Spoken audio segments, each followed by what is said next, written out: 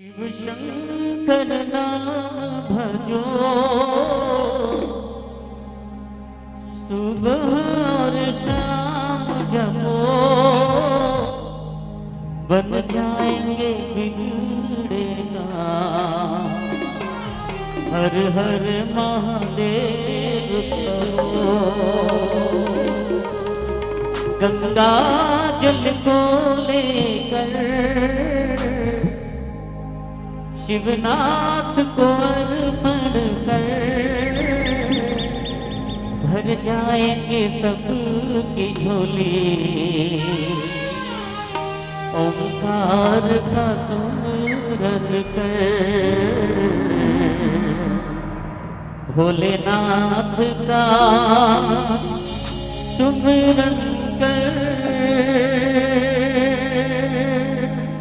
सभी भक्त प्रेम से शुद्धा बदल जयकार करें। बोलो हर हर महादेव। हर हर महादेव।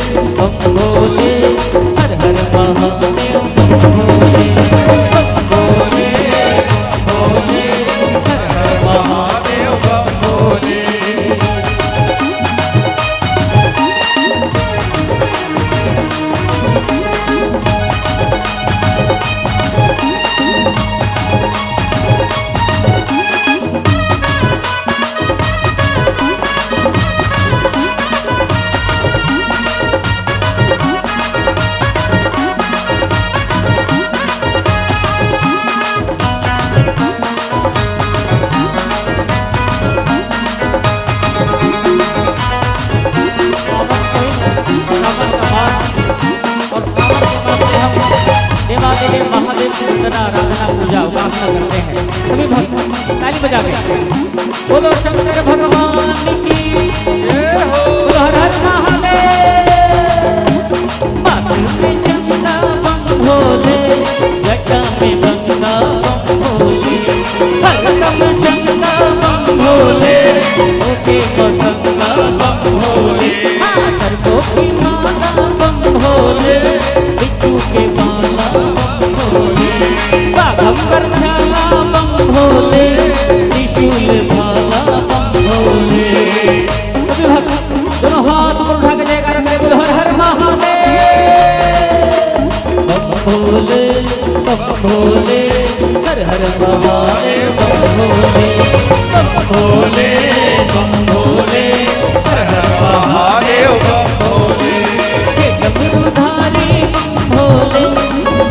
जटाधारी बम भोले, हे डमरूधारी बम भोले, हे जटाधारी बम भोले, बम भोले बम भोले, हर हर महादेव बम भोले, बम भोले बम भोले, हर हर महादेव बम भोले, बम भोले बम भोले, हर हर महादेव बम भोले, हर हर महादेव बम भोले, हर हर महादेव बम भोले,